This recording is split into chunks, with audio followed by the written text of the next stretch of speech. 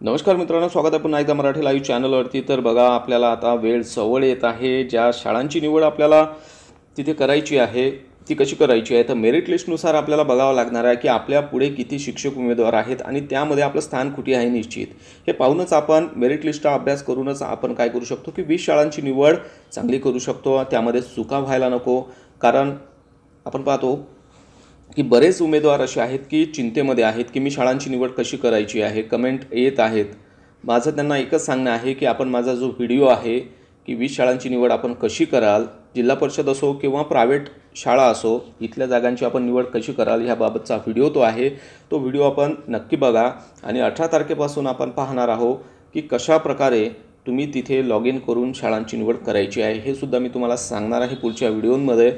तर बातमी अशीही येत आहे की आता सवर्ण आरक्षण जे आहे त्यांच्यासाठी लॉग इन सुरू झालेलं आहे। त्यांना त्यांची माहिती अपडेट करता येणार आहे आणि नंतर 18 तारखेपासून बहुतेक तिथे वरिष्ठ सूत्रांच्या म्हणण्यानुसार आपल्याला तिथे लॉग इन करता येणार आहे आणि जूनमध्ये हे जे सर्व शिक्षक निवडल्या जाणार आहेत, जूनपासून आपण म्हणू, त्यांना तिथे रुजू होता येणार आहे।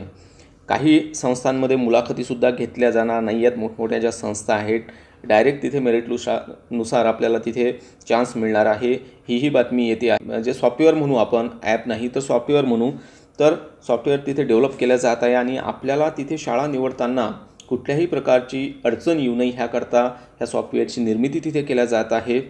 तर अशा प्रकारे थोडासा वेळ अजून आहे, भरपूर आपण वाट पाहिली आणि आता थोडासा आपल्याला वेळ कुठेतरी रिलॅक्स मिळालेला आहे। या काळामध्ये आपण मेरिट लिस्टनुसार अभ्यास करून तिथे जागांची निवड करायची आहे। यामध्ये कोणतीही चूक होऊ देऊ नका, चांगल्या प्रकारे विचारपूर्वक तिथे शाळांची निवड करावी असंच माझं म्हणणं आहे। पुढच्या काळामध्ये मी तुम्हाला अपडेट देतच राहील, परंतु ह्या व्हिडिओच्या डिस्क्रिप्शनमध्ये तुम्हाला दिसेल की मेरिट लिस्ट मी दिलेली आहे, त्यानुसार आपण अभ्यास करा, मेरिट लिस्ट डाउनलोड करा, वरिष्ठांचा सल्ला घ्या आणि कुठेतरी ठरवा की आपल्याला ह्या शाळा व्यवस्थित होत आहेत आपल्या कास्टनुसार, त्या शाळांची पसंती तुम्ही तिथे दर्शवा।